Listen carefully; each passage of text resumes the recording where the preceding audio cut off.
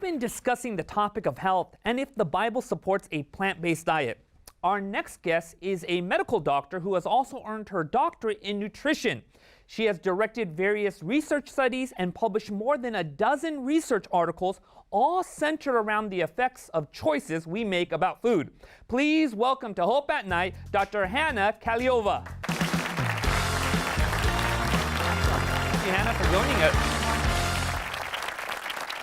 Thank you. Thanks for being here. Thanks for having me. Dr. Kahleova, you're the Director of Clinical Research at the Physicians Committee in Washington, D.C. What exactly is the Physicians Committee? The Physicians Committee for Responsible Medicine is a nonprofit organization that provides nutrition education and conducts nutrition research. And I head up the research department. We're on the forefront.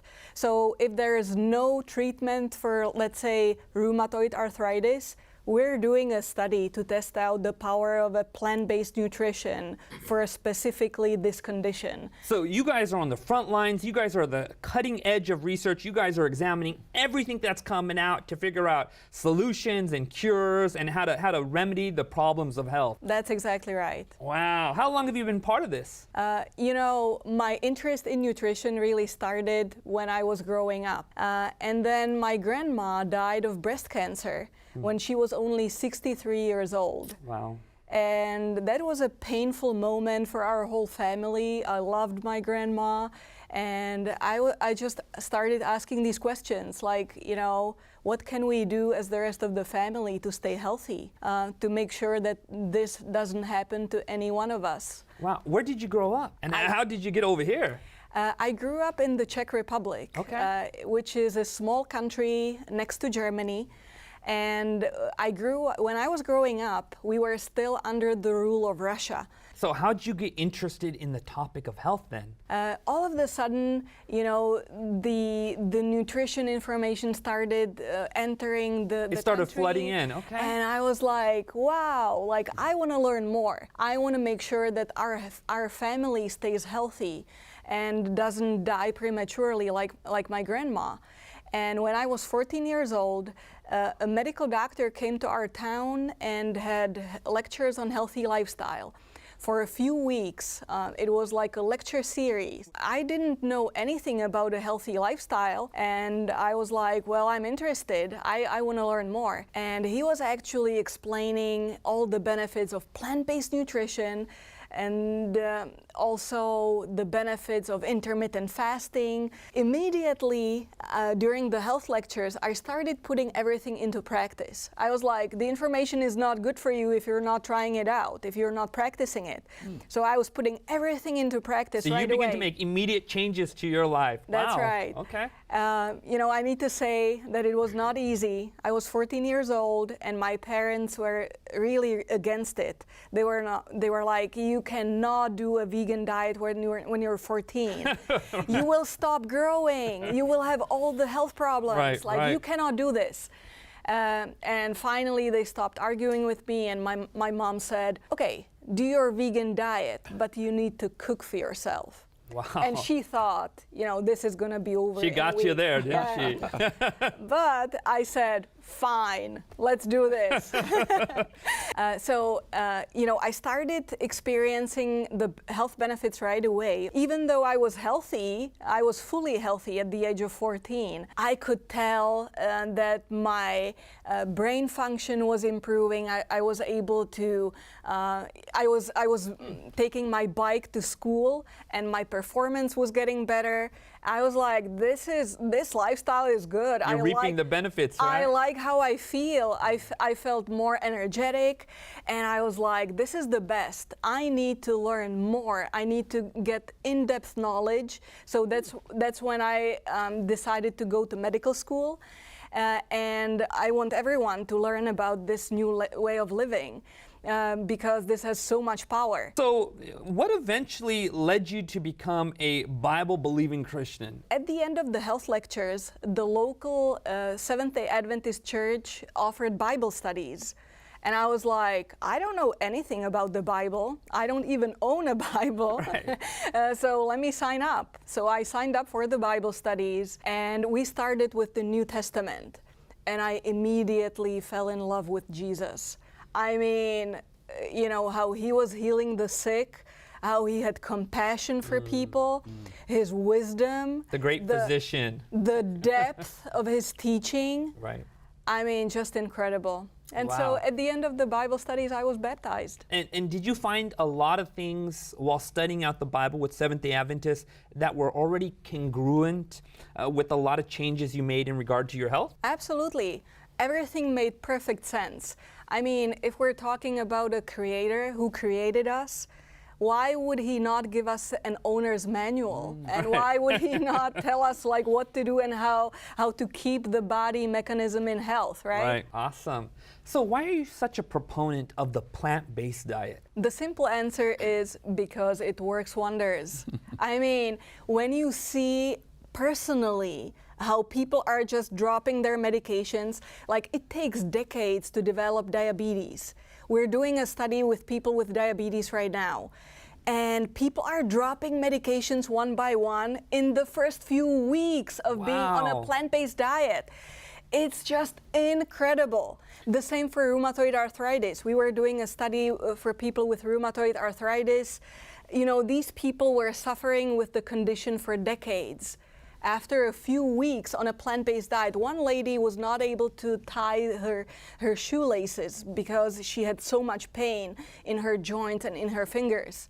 After a few weeks, the swellings went away. She was able to tie her shoelaces. She was crying. She was like, for the first time, I'm able to chop my vegetables in the kitchen. Wow. So you're seeing this sort of amazing rebound of the human body by simply just changing the diet, by putting good things into the body.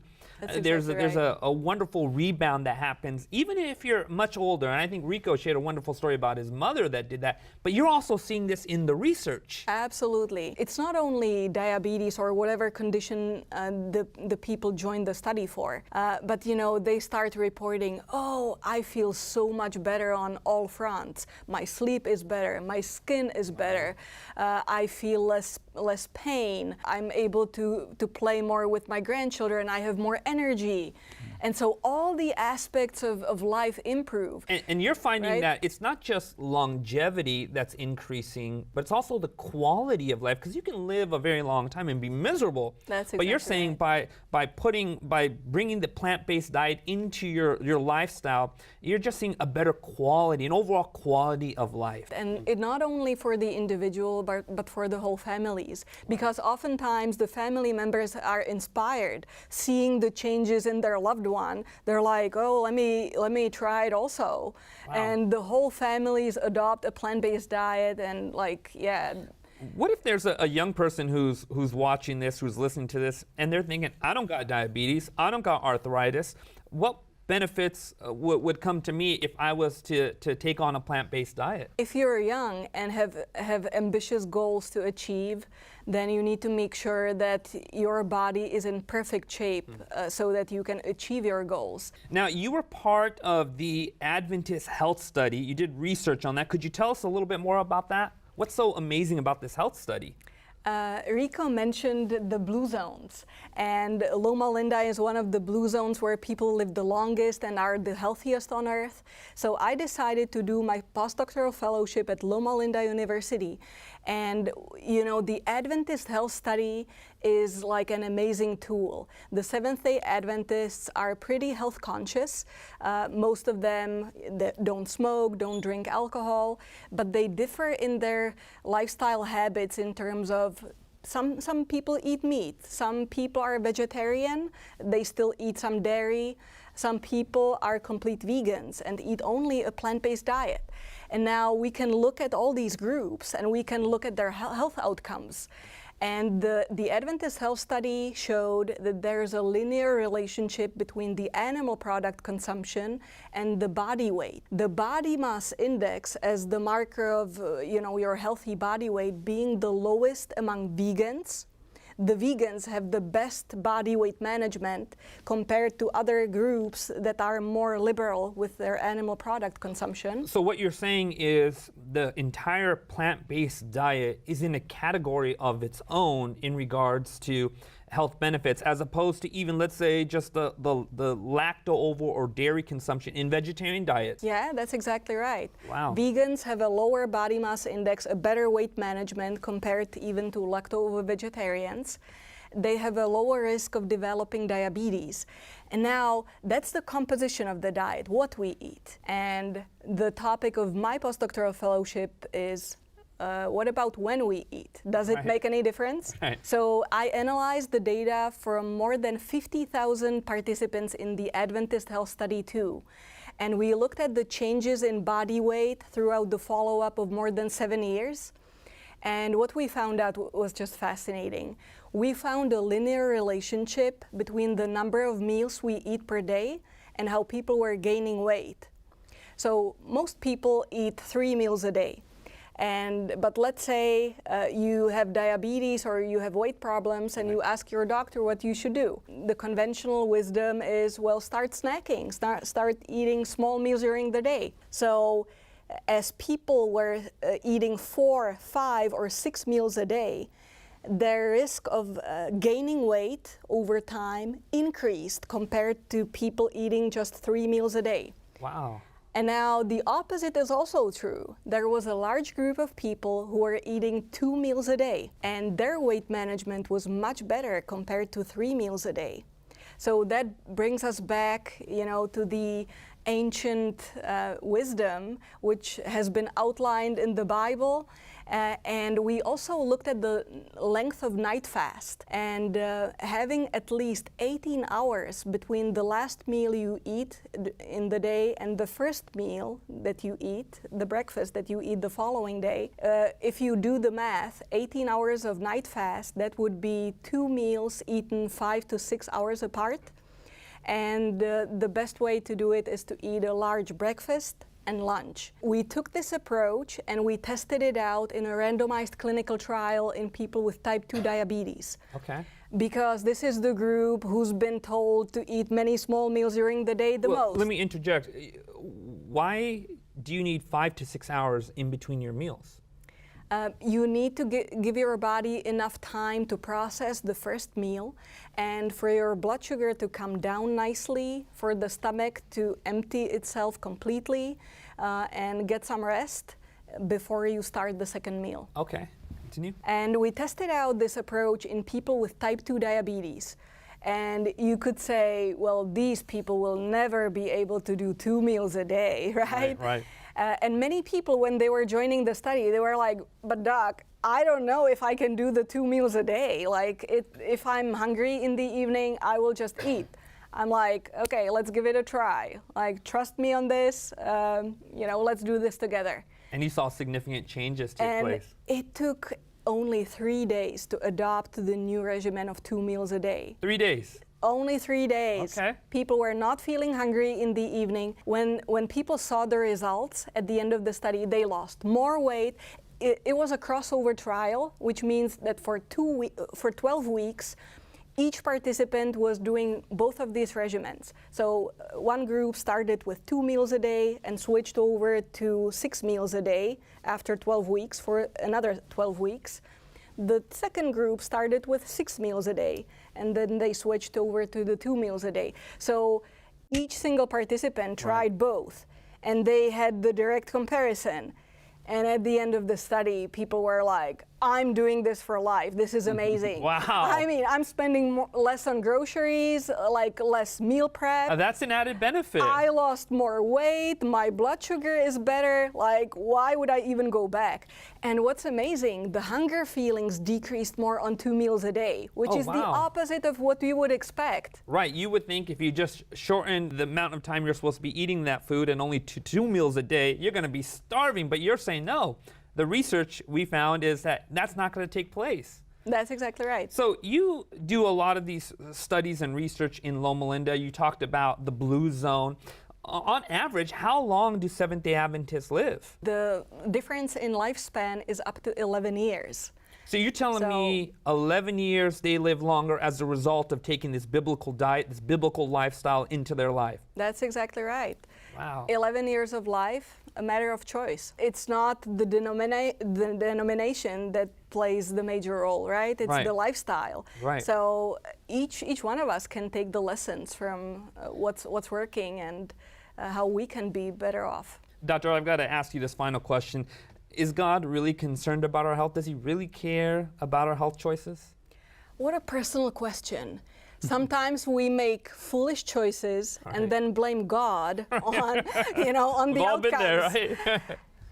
But if we go back to the principles, back to God, if we really, dig deeper, God is so concerned about our health. He cares so much. He loves us so much. He wants us to prosper in all aspects of life, Right. and health is a big part of it. Yeah, we're not just a soul, or we're not just a spiritual being. We're a whole being: physical, mental, spiritual, social, emotional, and everything we do impacts us. So health is part of that equation. That's exactly right. Rico and Doctor really have enjoyed this conversation. We got some more, so hang on. It's time to go to our break, but when we come back, we'll get to hear some questions from our live audience for our guests tonight, so don't go away.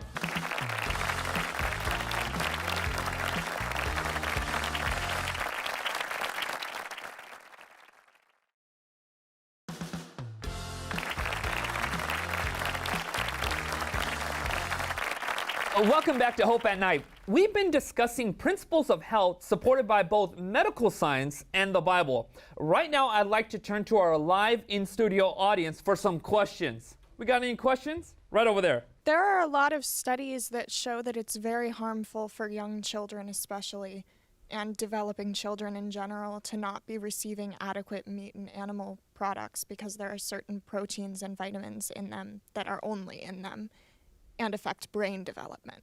How can you be condoning veganism for all when children would be missing out on these proteins? What an important question.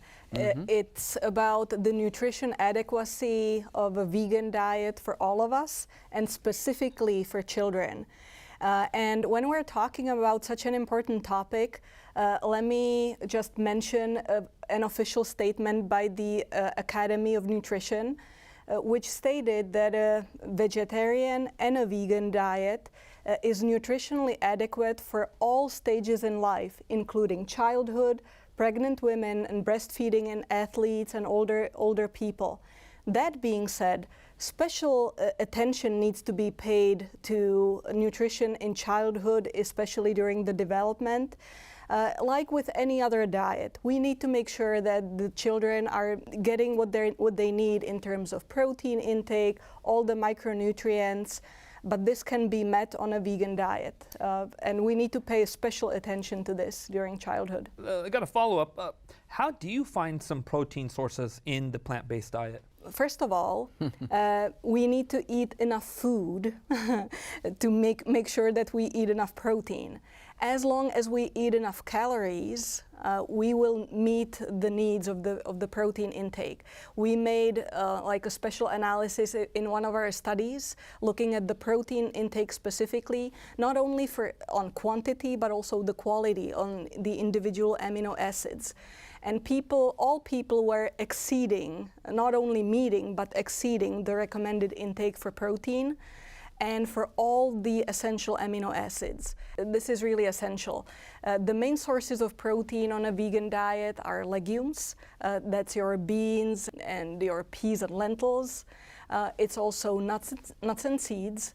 And all the power plate foods, that means fruits and vegetables and grains and legumes, all of them contain some amount of protein. So as long as you eat enough food, then you will be meeting the needs for protein.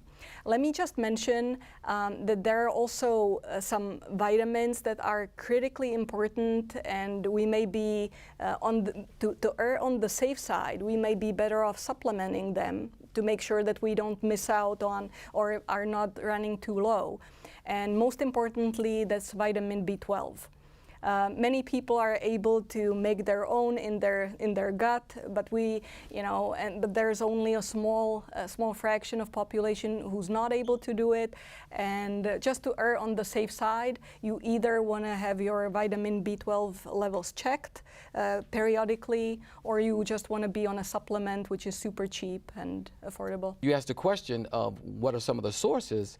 Plants are the only thing on this planet that produces protein, amino acids. It basically takes it from the nitrogen and it converts it to amino acids, and the cows eat it. Anything that's eating, they're getting their protein from a plant source. You won't find any young calf or cows, big bovine animals that are protein deficient because they're getting it directly from a plant-based source. We're getting it secondarily from them. But the actual source is found in the plants, and only plants make it. Wow. That's a fact. And just to add on this, when you look at an elephant or a horse, like these are big creatures, and they need to get their protein from plants. It's just mind-blowing. Wow.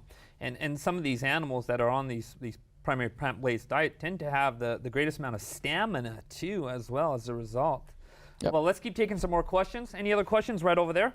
I'm wondering, what are some good ways to get greens in for picky eaters? Very simple. Green smoothies. It's the best way.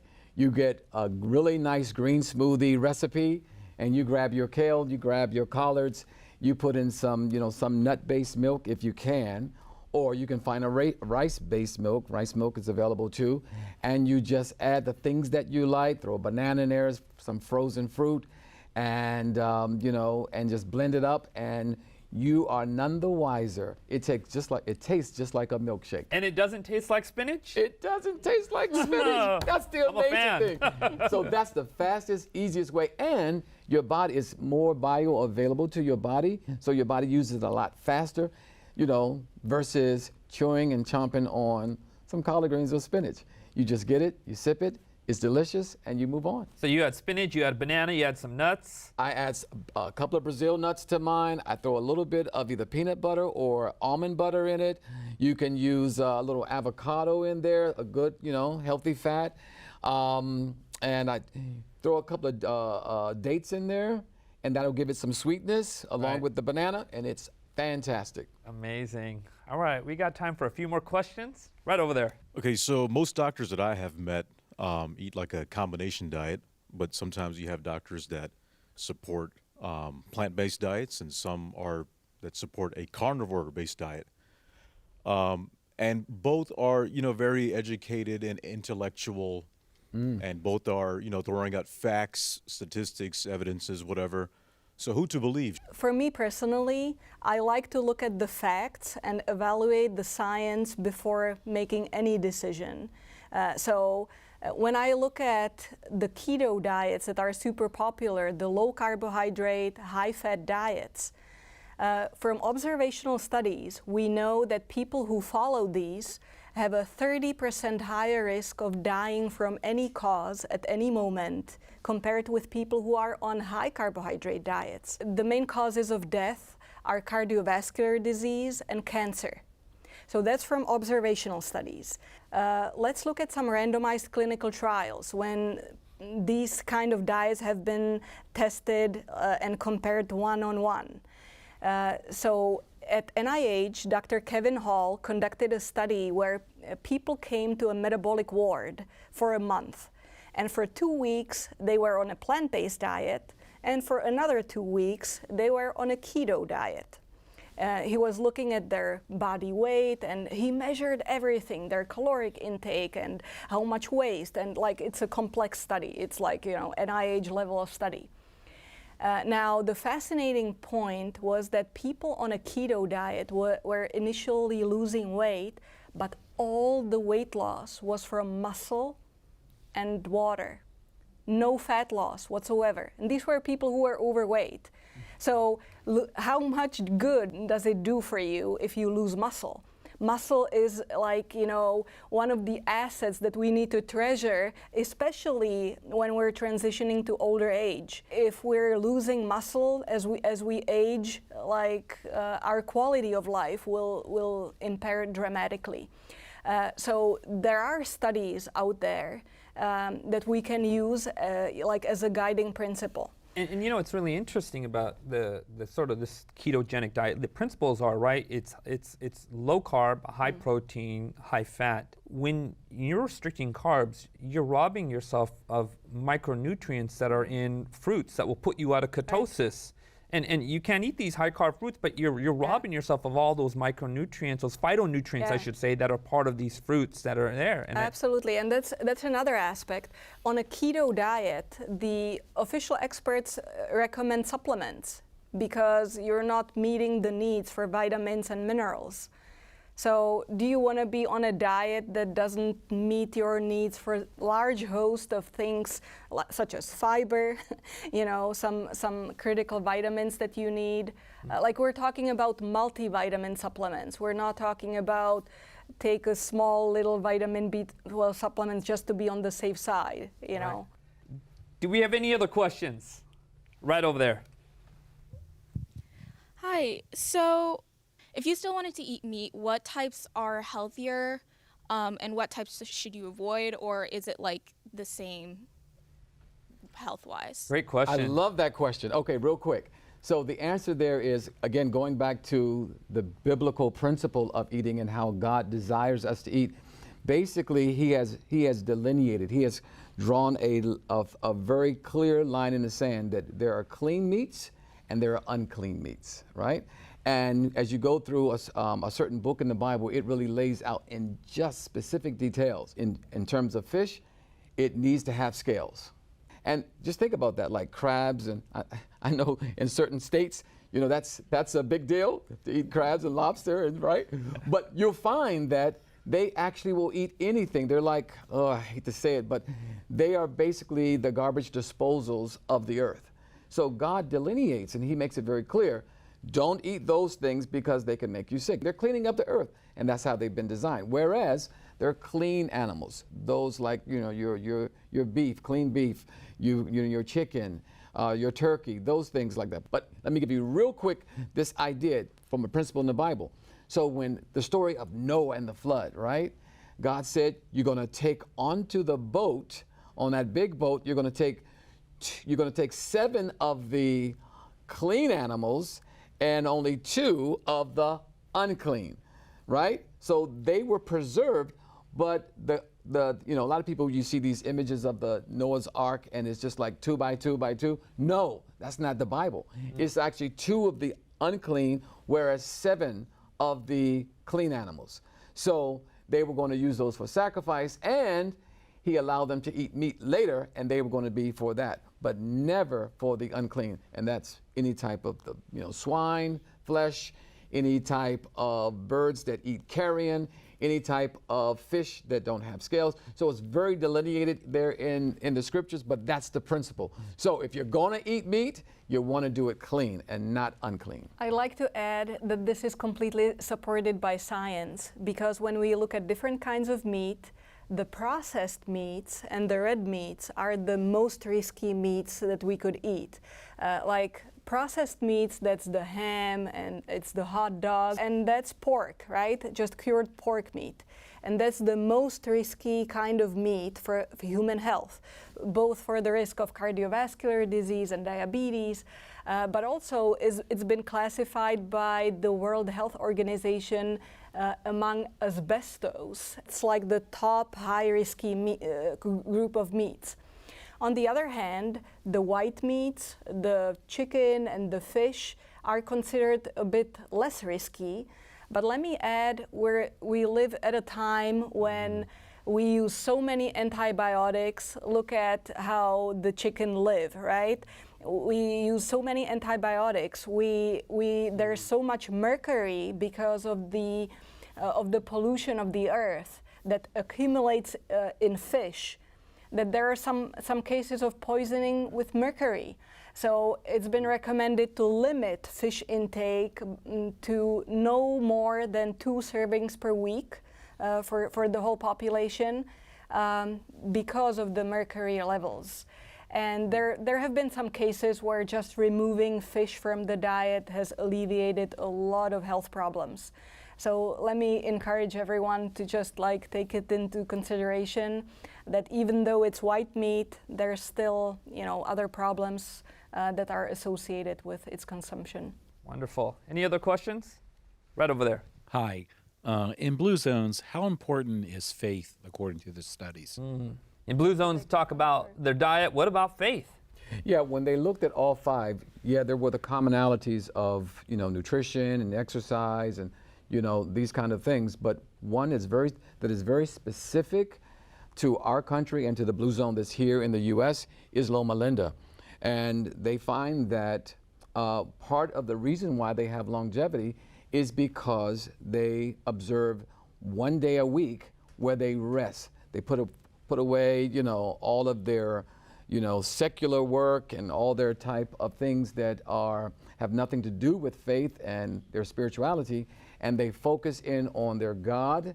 They focus in on their, you know, their spiritual life, and this they have found it's the equivalent of parking your car 1 day every week while everyone is driving 7 days a week.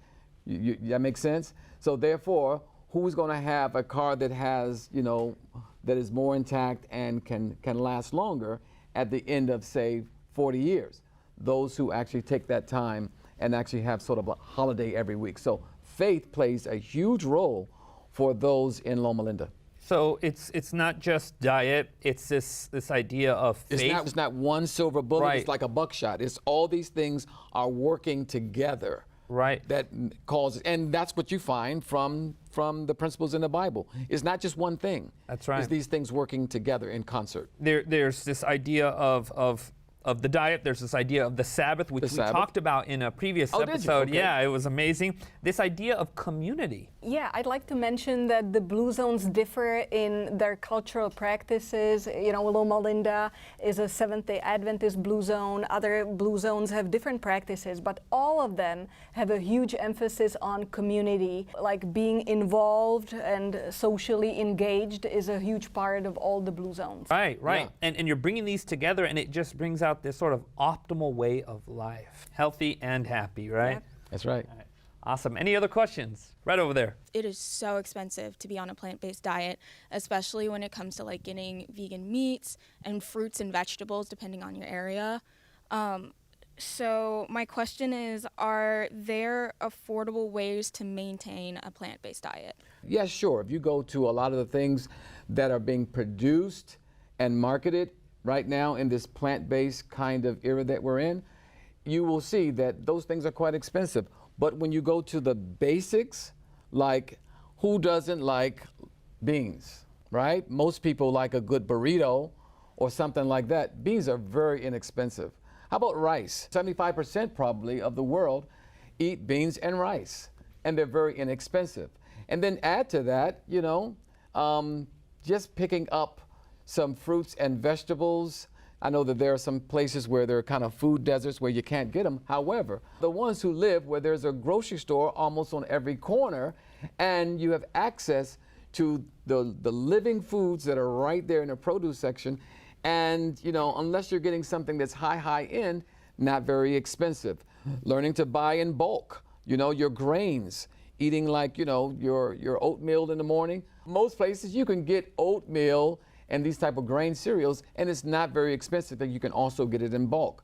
So there are ways to do it. And final thing I'll say is a lot of those things in combination, like for example, a lot of times people are trying to buy these highly produced and processed quote unquote fake meats, right? There are lots of them out there right now.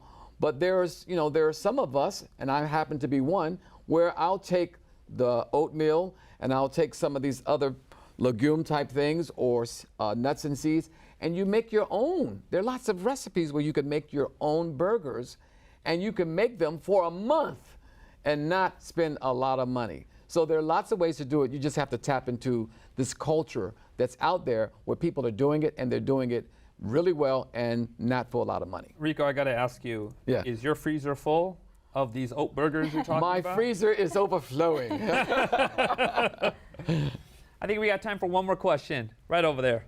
Hi again. So I heard you earlier mention the obesity epidemic. And what I wanted to bring up was the problem of the eating disorder epidemic. With what you're saying about restricting and that we are dealing with obesity and we need to lower our weights to become healthier, and we should do intermittent fasting and restrict our diets, how is that not fueling the eating disorder epidemic? What a great question.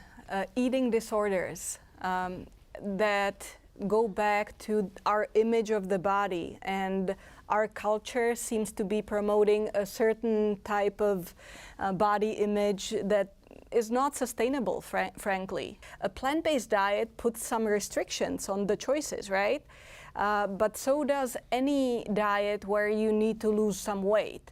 The main question is the person really in need of losing weight, or is it only in their mind? Sometimes professional help is needed in order to overcome the false body image and be happy with where I am, be grateful, and move forward in gratitude instead of like self-blame and self-destructive behavior. Right, and when as we're talking about diet, as we talked about the Bible and we looked at evidence, the diet doesn't just impact us, in regards to our longevity or weight, but there's something that happens in the mind, right? There's a clarity that takes place too, right? And that clarity is really important. Look, you can lose your arm and you can still have a relationship with Jesus, right? You can lose your leg, you can still have a relationship with Jesus, and there are people like that. You can lose your fingers and still have a relationship with Jesus, but you lose your mind, you're in trouble, right? And there's something that the Bible points out, that even the foods that we eat impact our ability to think and process. Not that God, says, hey, food is meritorious. Food makes me love you more or love you less. That's not it. But when it comes to what we eat, it impacts just the way we think and process.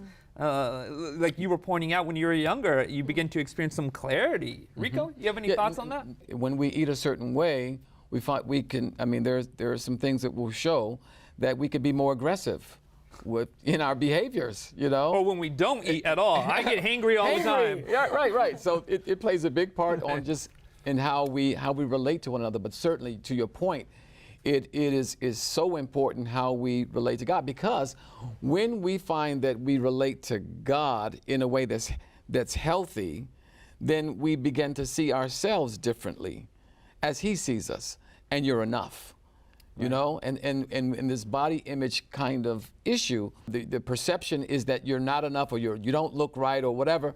But God takes us right as we are, right, and He says you're enough. That's right. You're beautiful just as you're fearfully and wonderfully made. And what I'm hearing so much from this is, hey, look, there's a responsibility every person has upon their own body, their own mind, stewardship of the body that God gives to us. That's right. And God wants us to take, all the evidence and research and what the scriptures are saying and make the best possible decisions. I've really appreciated this discussion. It's been fantastic. I know we can keep talking about this subject, but I hope this conversation has given you a change of heart, both physically and metaphorically.